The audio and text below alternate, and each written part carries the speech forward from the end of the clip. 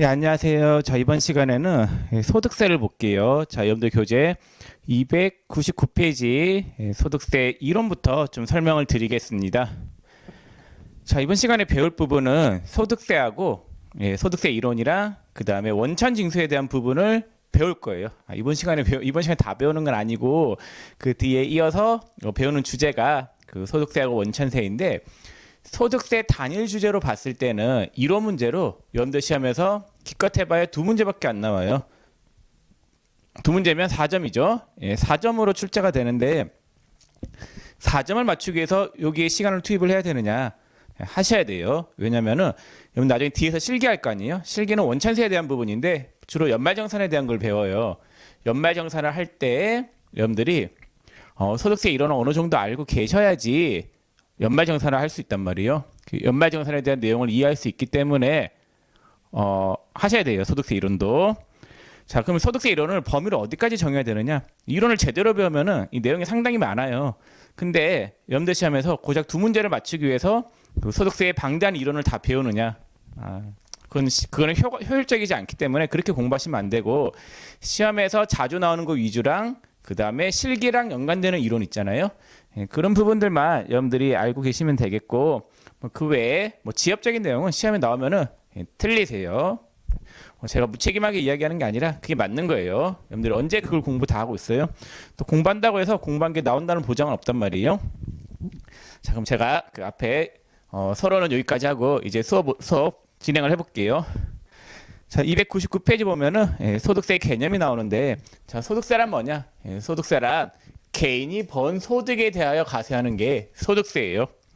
자, 그러면 여기서 여러분들이 아셔야 될 게, 일단 소득세 납세 의무자는 누가 되느냐? 자, 소득세 납세 의무자는 개인이에요. 법인이 번 소득에 대해서 과세하는 거는 법인세이고, 개인이 번 소득에 대해서 과세하는 거는 소득세단 말이에요. 자, 그러면 이 소득세 납세 의무자는 개인인데, 이 개인을 크게 두 가지로 나눠요. 거주자랑 비거주자로 나누고 있습니다. 자, 책에 보시면은, 자, 거기 299페이지 그 가운데에 납세 의무자 해가지고, 납세 의무자는 개인이며 개인은 거주자하고 비거주자로 나눈다라고 되어 있죠.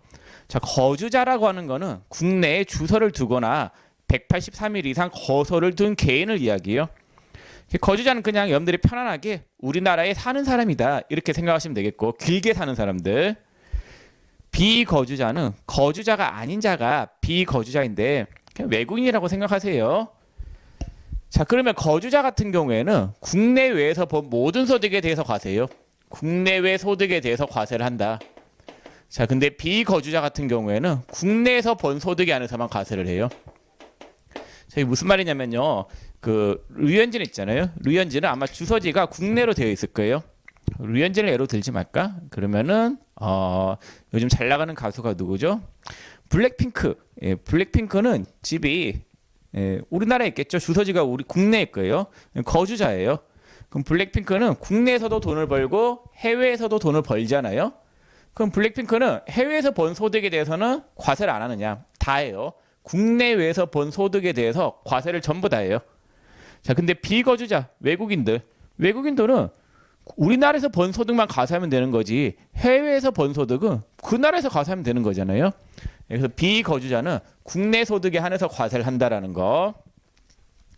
자, 이렇게 아시면 되겠고, 그 소득세 납세 의무자는 거주자이다 이러면 틀려요. 소득세 납세 의무자는 개인이고 개인은 거주자하고 비거주자로 나눈다라는 거. 그리고 거주자는 국내외 소득에 대해서 다 과세를 하는데 비거주자는 국내 소득에 한해서 과세한다라는 거. 자, 그 다음에 이제 소득세 과세 대상은 뭐냐? 소득세 과세 대상은 개인이 번 소득이 소득세 과세 대상이에요. 자, 개인이 번 소득이 소득세 과세 대상인데, 이걸 이야기하기 전에 그 소득에 대한 학설이 있어요. 소득에 대한 학설이 어떤 게냐면요. 자, 소득에 대한 학설이 그 소득 원천설이라고 하는 게 있고, 소득 원천설, 그 다음에 순자산 증가설이라고 하는 게 있어요.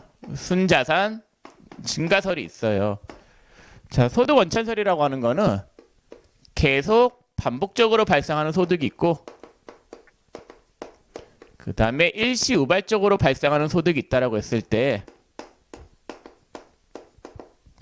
계속 반복적으로 발생하는 소득에 대해서만 과세를 하고 일시우발적으로 어쩌다 한 번씩 발생하는 소득에 대해서는 과세하지 않겠다라고 하는 게 소득 원천설의 입장이에요. 자, 그럼 이 소득 원천설은 계속 반복적으로 자주 일어나는 소득에 한해서만 과세를 하고 어쩌다 한 번씩 일어나는 소득, 잘 발생하지 않는 소득에 대해서는 과세를 하지 않겠다는 입장인데 소득세는 이 소득 원천설을 취하고 있어요. 그래서 계속 반복적으로 발생하는 소득에 대해서 법에 열거를 해놨어요. 그 열거주의다. 소득 원천설은 같은 말이 열거주의예요. 열거된 소득에 한해서 과세한다. 열거주의.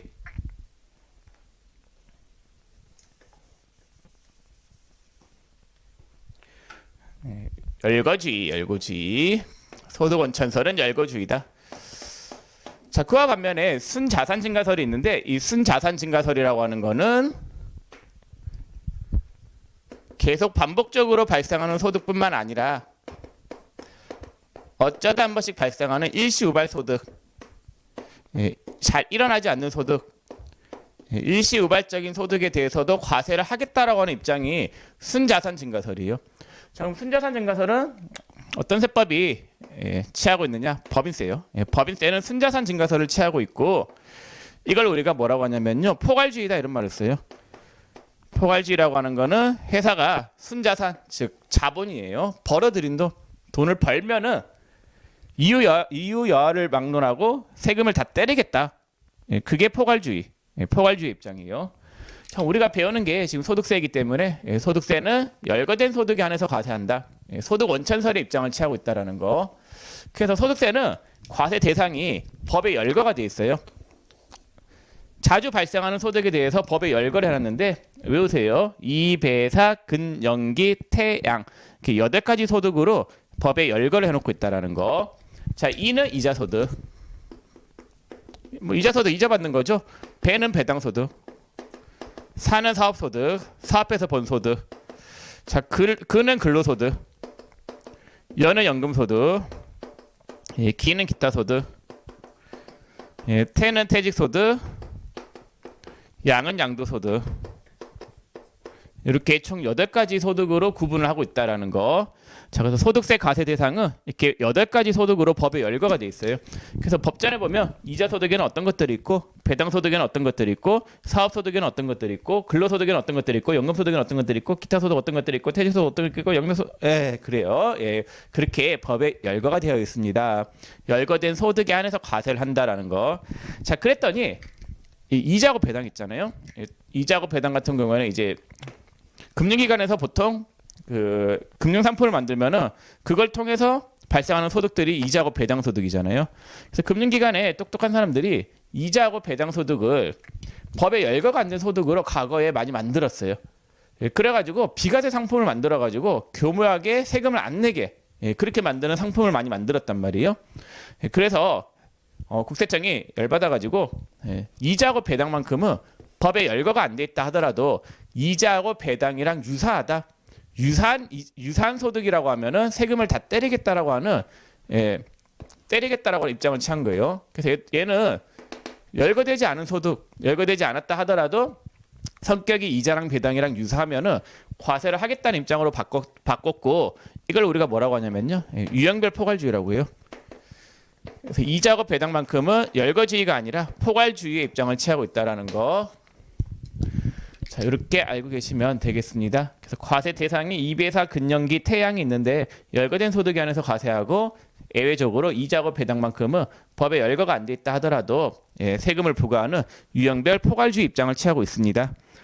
자, 그래서 299페이지 보시면은 거기 3번에 과세 대상 있잖아요. 그 내용이 제가 방금 설명드린 내용이에요. 자, 그 다음에 거기 소득세란에서 1번에 과세 기간 및 신고 기간 있죠. 그거 한번 볼게요. 자, 소득세 과세 기간은 1월 1일부터 12월 말까지예요. 자, 1월 1일부터 12월 31일까지 번 소득에 대해서 과세를 때려요. 1월 1일부터 12월 31일까지 번 이배사, 근연기, 태양에 대해서 세금을 과세하는 거예요. 자, 그러면 이렇게 1년 동안 번 소득에 대해서 세금을 언제 신고 납부하냐면요. 5월 달에 세금을 신고 납부한다라는 거. 5월에 신고 납부하면 돼요. 그래서 소득세는 1월 1일부터 12월 말까지 본 소득에 대해서 그 다음 연도 5월 달에 세금을 신고 납부하겠습니다. 자, 근데 여러분들 한 가지 조심하셔야 될 게 이 소득세 가세 기간은 1월 1일부터 12월 말까지인데 이 가세 기간은 폐업 등에 의하여 영향을 받지는 않아요. 만약에 사업을 하는 사람이 사업소득이 발생하겠죠. 사업자가 9월 1일까지만 사업을 하고 폐업을 했다라고 할게요. 자, 그럼 가세 기간이 1월 1일부터 9월 1일까지가 아니라 여전히 1월 1일부터 12월 말까지예요. 왜냐면은 폐업하고 난 다음에 딴 데 가서 또 일할 수도 있는 거잖아요. 딴 데서 일한 소득에 대해서 전부 다 이걸 전부 합쳐가지고 5월 달에 세금을 신고 납부해야 되거든요. 그래서 소득세의 가세 기간은 1월 1일부터 12월 31일까지가 되겠습니다. 자, 그럼 첫 번째 그 소득세란 그 내용은 설명을 다 드렸고, 자, 그 다음에 하단에 이번에 누진세율. 자, 소득세는 세율이 어떻게 되느냐. 자, 세율을 보면은 자, 세율이 이렇게 돼요.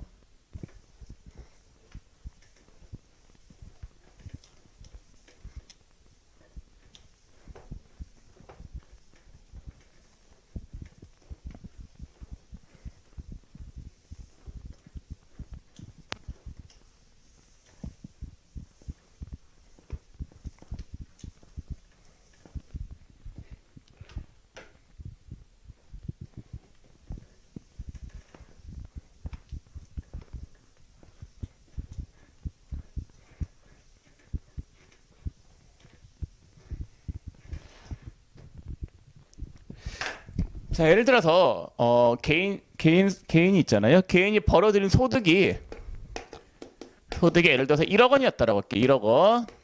우리가 이제 과세 대상이 되는 소득을 과세 표준이다라고요. 자, 과세 표준이 1억 원인데 가표가 1억 원이 나왔다라고 하면은 여기에 대해서 세율을 어떻게 적용시키느냐? 모든 세법의 공통된 용어는 가세 표준인데 세율을 곱하기 전에 금액을 가표다라고요. 가세 표준은 벌어들인 돈이라고 보시면 돼요. 자, 1억 원이라고 하면 이 1억 원에 대해서 세율이 이렇게 적용이 돼요. 자, 거기 책에 보시면은 1,200만 원까지는 자, 1,200만 원까지는 세율이 몇 퍼센트냐면요. 6%. 자, 그다음에 1,200만 원 초과 4,600만 원 이하. 1,200만 원 초과 4,600만 원 이하는 세율이 15%가 되겠죠. 자, 그다음에 4,600만 원 초과 4,600만 원 초과 8,800만 원 이하. 8,800만 원 이하는 세율 구간이 24%가 돼요. 그 다음에 8,800만 원 초과 1억 5천만 원까지는 세율이 35%가 되겠죠. 그래서 1억 5천까지는 1.5까지는 세율 구간이 35%가 돼요. 35%. 자, 그래서 이 세금이 있잖아요. 1,200만 원까지는 6%니까 72만 원이 나올 거고, 그 다음에 이 부분은 3,400이 15% 곱하면 얼마가 되냐면요. 얼마지? 582만 원인가? 맞나? 맞을 거예요. 아닌데? 582만 원? 510만 원인가? 그래요. 요 구간에서는 4,200이니까 4,200이 24% 곱한 금액. 그 다음에 나머지 1억이니까 1,200만 원에 대해서는 35% 곱하면 되잖아요. 이렇게 소득 구간별로 세율을 다르게 적용시키는 거를 누진세율이더라고요. 그래서 소득세는 누진세율이에요. 누진세율. 소득 구간별로 다른 세율을 적용시키는 거를 누진세율이라고 하고, 소득세는 누진세율을 취하고 있다라는 거. 자, 그러면은 이 누진세율을 여러분들 외울 필요는 없어요. 시험에 안 나와요. 누진세율은 능력에 따라서 세금 부담이 달라지죠. 돈을 많이 버는 사람일수록 세부담이 커지잖아요. 그래서 누진세율은 능력에 따른 부담이다. 응능 부담의 원칙을 취하고 있다. 뭐 그런 말을 쓰기도 해요. 자, 300페이지 가볼게요. 300페이지 과세 방법. 자, 소득세의 과세 방법은 어떻게 되느냐 한번 볼게요.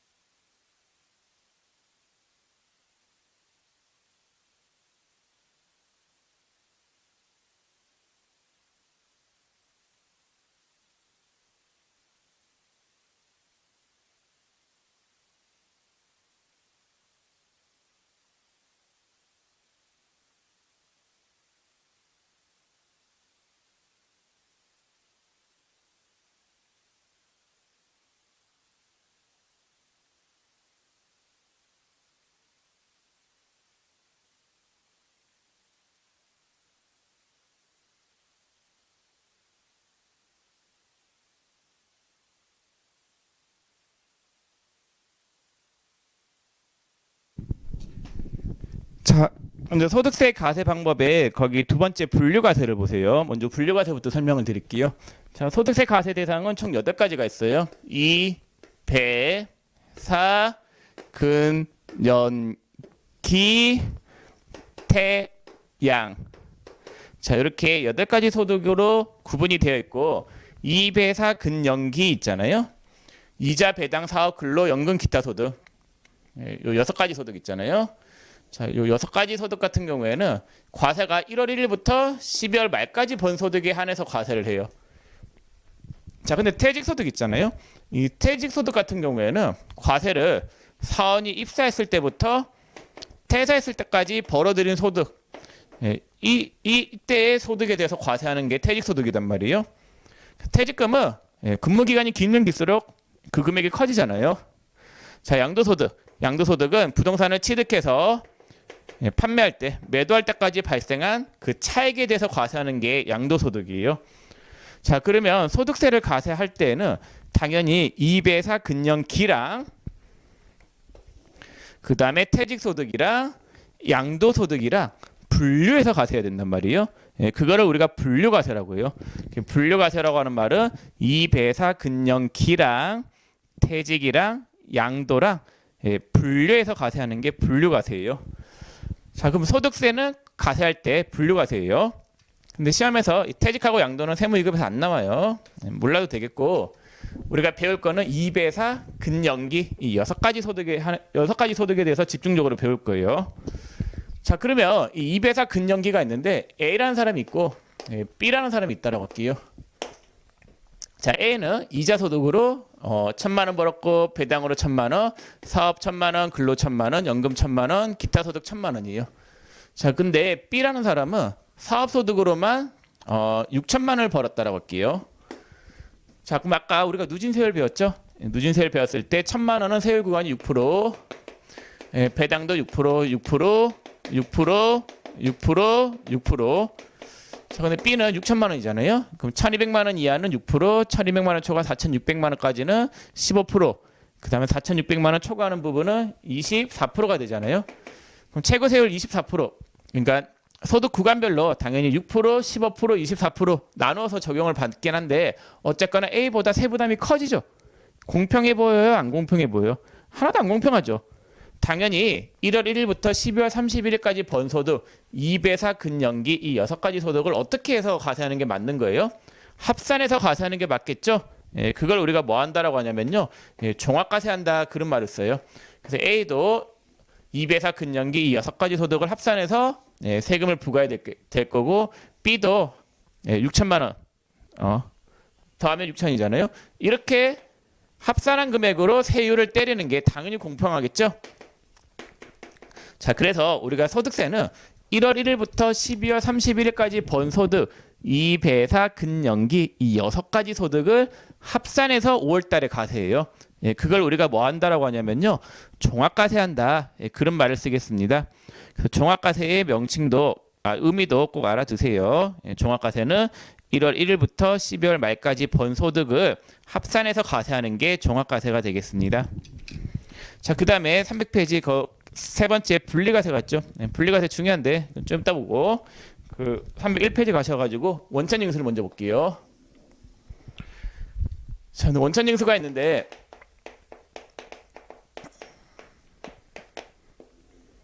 자, 원천징수는 이런 의미예요. 여기 소득을 지급하는 자가 있다라고 할게요. 자, 소득을 지급하는 자가 있는데 개인한테 소득을 지급해요. 자, 예를 들어 가지고 여러분들이 이제 직장을 많이 다니시니까 직장에 다니시는데 이제 근로소득을 지급하잖아요, 회사에서. 자, 회사에서 근로소득을 지급할 때 여러분들한테 1년 동안 만약에 3천만 원을 지급했다.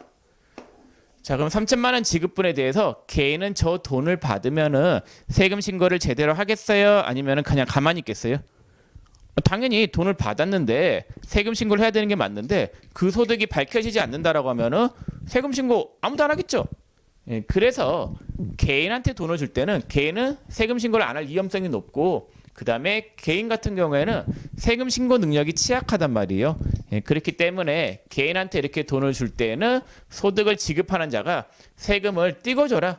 그래서 개인이 돈을 받으면은 세무서에다가 세금 신고도 잘 안 할 거고, 그 다음에 개인은 세금 신고 능력이 취약하기 때문에 소득을 지급하는 자가 뭐 세금을 예를 들어 한 100만 원 뗐다. 예, 이렇게 100만 원 떼서 대신 세무서에다가 소득세를 대납해라. 예, 요거를 원천징수한다 이런 말을 써요. 그래서 소득을 지급하는 자가 세금 등을 떼고 주는 행위, 예, 그걸 원천징수한다 이런 말을 쓰고, 개인한테 돈을 줄 때는 반드시 원천징수를 해야 돼요. 자, 그럼 개인한테 줄 수 있는 소득이 그게 퇴직하고 양도를 빼면은 2배사 근년기 6가지 소득 있죠. 2배사 근년, 예, 기가 있어요. 기는 좀 이따 조그맣게 쓸게요. 기 됐다. 자, 그러면은 이자 소득 지급할 때는 반드시 원천징수 해야 돼요. 안 하면 안 돼요. 배당도 원천징수 해야 돼요. 자, 근데 사업소득이라고 하는 거는 개인 사업자들 있잖아요. 예, 사업해서 번 소득이 사업소득인데 얘는 원천징수를 해야 되느냐? 얘는 안 해도 돼요. 왜 안 해도 되냐면요. 사업자들은 세금계산서를 주고받기 때문에 자기의 소득이 다 들통이 날 수밖에 없어요. 예, 그리고 세금계산서를 주고받기 때문에 들통 날 수밖에 없고, 그리고 세금 신고 능력이 있죠. 사업하는 사람들은 세금 신고 잘 하시잖아요. 보통 세무사무실에 맡기고 아니면 뭐 자체적으로 회계 직원을 둬서 세금 신고할 수 있는 능력을 갖추고 있단 말이에요. 그래서 사업소득자들은 원천징수를 할 필요가 없어요. 어차피 세금 신고를 잘 하니까. 자, 근데 우리가 사업소득자들 중에서 사업자 등록증이 없이 프리랜서로 사업하시는 분들이 있어요. 프리랜서 사업소득자들은 원천징수를 해야 돼요. 왜 해야 돼? 다시 이야기할게요.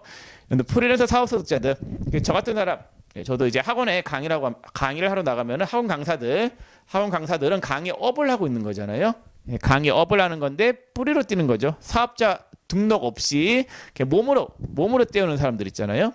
그런 사람들을 프리랜서 사업소득자들, 뭐 소득세법에서는 부가가치세가 면제되는 인적용력 사업소득자라고 해요.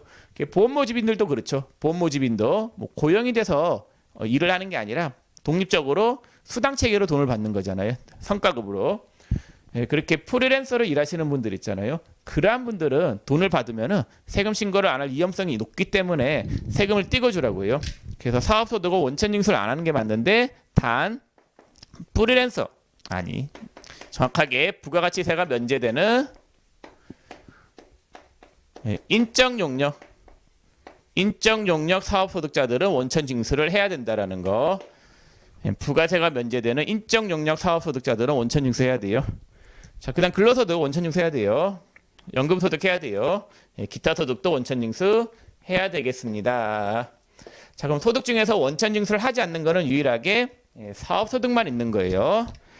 자, 이렇게 알고 계시면 되겠고, 그 내용이 301페이지 하단에 원천징수 대상 소득 있죠? 그거 설명드린 거예요. 자, 그 다음에 그 301페이지 상단에 1번의 원천징수 방법이 있는데 그거 설명 좀 드릴게요.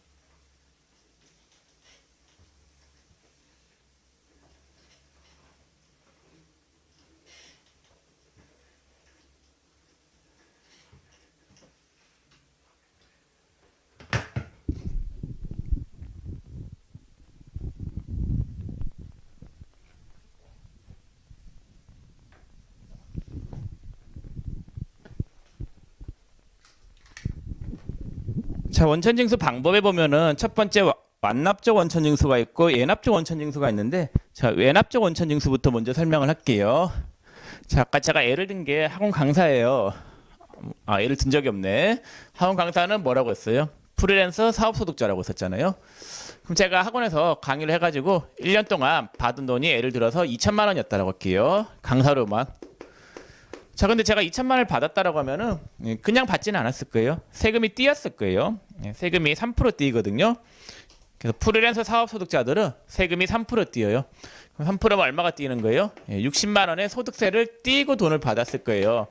그래서 소득세 띄인 금액이 얼마냐면요, 60만 원인 거예요. 60만 원 띄고 1940만 원을 받았을 거예요. 자, 그러면 소득세 띄인 걸로 납세 의무가 종결이냐? 아니에요. 이거는 대강 계산한 세금이지 정확한 세금은 아니단 말이에요. 정확한 세금 계산은 언제 하냐면요, 그 다음 연도 5월 달이에요. 그래서 5월 달에 세금 계산을 정확하게 다시 해야 되는 거예요. 그럼 정확하게 다시 했더니 총수익 금액이 2천. 자, 여기서 정확하게 세금 계산해서 나온 거를 우리가 결정세액이다라고요. 그럼 결정세액이 얼마냐 봤더니 뭐 예를 들어 가지고 30만 원이 나왔다라고 할게요. 자, 그럼 이미 납부한 기납부세액이 얼마가 있어요? 60만 원 있죠? 그걸 기납부세액이라고 해요. 이미 납부한 거. 기납부세액 60을 빼면은 환급세액이 얼마가 나오냐면요, 30만 원의 환급세액이 발생하게 돼요. 이렇게 계산이 된단 말이에요. 자, 이러한 원천징수를 N압적 원천징수라고 해요. 이거를 N압적 원천징수라고 하는데, N압적 원천징수라고 하는 말은 예비적으로 납부한 금액이다. 저 원천징수 세액을 예비적으로 납부한 거고, 원천징수로서 납세 의무가 종결 안 되는 거예요. 원천징수로서 납세 의무가 종결되지 않는 거, 이게 N압적 원천징수예요. 원천징수로서 납세 의무가 종결되지 않고 5월 달에 세금 신고를 다시 해야 되는 거, 그걸 N압적 원천징수라고 해요. 자, 그 다음에 완납적 원천징수가 있죠. 거기 1번의 완납적 원천징수 설명을 해볼게요. 자, 여러분들이 뭐 어릴 때 대학 다니면서 알바 같은 거 해보셨을 거예요. 자, 알바를 하시면서 1년 동안 한 2천만 원 또 벌었다라고 할게요. 자, 알바 소득이 2천만 원이 있었어요. 자, 그럼 보통 알바는 세금이 안 나오죠. 나왔다고 가정을 해볼게요. 뭐 예를 들어서 소득세가 일당이 15만 원 넘으면 세금이 나오거든요. 15만 원 넘어가지고 세금이 한 10만 원 정도 나왔다라고 할게요. 자, 그래서 일용직이 2천만 원이 발생했는데, 일용직 소득이 2천만 원이 발생했는데 세금을 10만 원 띄었어요. 자, 근데 일용직 같은 경우에는 어떻게 보면은 그냥 잠깐 일하는 건데, 그 잠깐 일하는 소득에 대해서 이 세금이 10만 원 띄었다라고 하면은 그걸로 모든 납세 의무를 종결시켜줘요. 그러니까 대강 계산한 세금으로 납세 의무를 종결시켜주고 5월 달에 그냥 귀찮게 다시 세금 신고할 필요 없는 거, 그러한 원천징수를 뭐라고 하냐면요, 완납적 원천징수다. 완납적 원천징수다라고요. 그래서 완납적 원천징수라고 하는 거는 원천징수로서 납세 의무가 종결되는 거, 요거를 완납적 원천징수라고 해요. 자, 그러면은 이 완납적 원천징수는 대강 계산한 세금, 그걸로 모든 납세 의무를 종결시켜 주는 거잖아요. 자, 이러한 대상 소득을 우리가 뭐 했다라고 하냐면요, 이렇게 따로 이 소득만 떼가지고 세율을 다르게 적용시켜서 납세 의무를 종결시켜 주는 거, 이걸 우리가 분리과세한다 이런 말을 써요. 그래서 완납적 원천징수를 우리가 뭐라고 하냐면요, 분리과세다 이런 말을 써요. 자, 그 내용이 300페이지 상단에 3번에 있죠. 자, 분리과세라고 하는 말은 원천징수로서 납세 의무를 종결시켜 주는 거, 종결시켜 주는 과세 방식을 분리과세라고 합니다. 중요해요. 자, 그래서 분리과세는 그 의미를 무조건 알고 계셔야 돼요. 자, 분리과세 대상 소득에 해당이 되면은 5월 달에 세금 신고할 필요가 있나요? 없나요? 없죠. 없어요.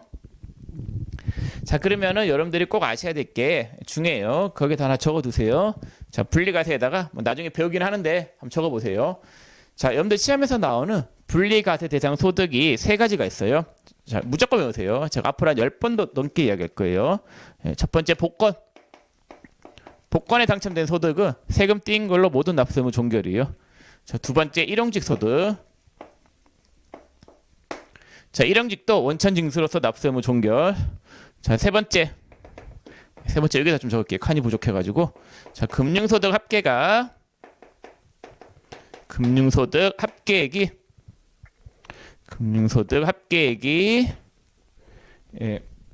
2천만 원 이하인 경우, 2천만 원 이하인 경우에는 분리과세다. 원천징수로서 납세 의무 종결. 그리고 분리과세 세 가지 꼭 외우세요. 복권, 일용직, 금융소득의 합계액이 2천만 원 이하인 경우. 자, 일단 적어두시고 제가 뒤에서 계속 얘기할 거예요. 복권하고 일용직하고 금융소득의 합계가 2천만 원 이하인 경우에는 원천징수로서 납세 의무 종결이고 5월 달에 세금 신고할 필요 없다라는 거. 그래서 만약 복권에 당첨되면은 그 세금 띄인 걸로 그냥 끝이에요. 5월 달에 세금 신고할 필요 없고 일용직도 마찬가지. 만약에 세금 안 띄었으면 그걸로 끝이고 세금이 띄었으면 띄인 걸로도 끝이에요. 그다음 세 번째 금융소득의 합계가 2천만 원 이하인 경우에는 원천징수로서 납세 의무 종결인데 나중에 금융소득 할 때 말씀을 드리겠습니다. 자, 분리과세는 중요하니까 꼭 알아두시기 바랍니다.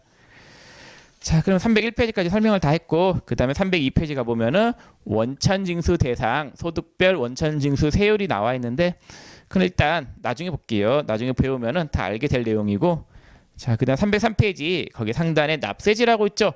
자, 납세지. 자, 소득세의 납세지는 어디냐? 자, 소득세의 납세지는 등본상 주소지예요. 소득세 납세지는 등본상 주소지다. 자, 근데 여기 참고로 있잖아요. 이게 소득세 납세지는 등본상 주소지인데 부가가치세법상 납세지. 부가가치세에서 납세지는 어디라고 배우셨어요? 이거는 사업장 소재지였죠. 자, 근데 예를 들어 가지고 저 같은 경우에는 저희 집이 남양주예요. 그럼 저는 소득세는 어느 세무서에다가 내야 될까요? 남양주 세무서에다가 내야 되겠죠. 자, 근데 제가 운영하는 그 세무법인은 안양에 있단 말이에요. 그러면은 부가가치세는 어느 세무서에다가 내야 될까요? 안양 세무서에다가 내야 되겠죠. 그래서 부가가치세는 사업장 관할 세무서에다가 내야 되는 거고 소득세는 주소지 관할 세무서에다가 납부를 하셔야 된다라는 거. 자, 상식적으로 알아두세요. 시험에도 나오니까 알아두시고 자, 그 다음에 거기 2번에 종합소득세 확정신고 대상자가 있죠. 303페이지 2번에 종합소득세 확정신고 대상자 중요한 내용인데 시험에 이론 문제로 무지 잘 나오죠. 근데 이거는 나중에 얘기할게요. 지금 얘기하면은 여러분들이 이해하기 힘들기 때문에 나중에 설명드리겠습니다. 자, 그러면은 기본적인 내용을 설명했고 그 다음에 이제 305페이지 종합소득세 계산 구조를 봐야 되는데 자, 이 부분은 잠깐만 쉬었다 보겠습니다.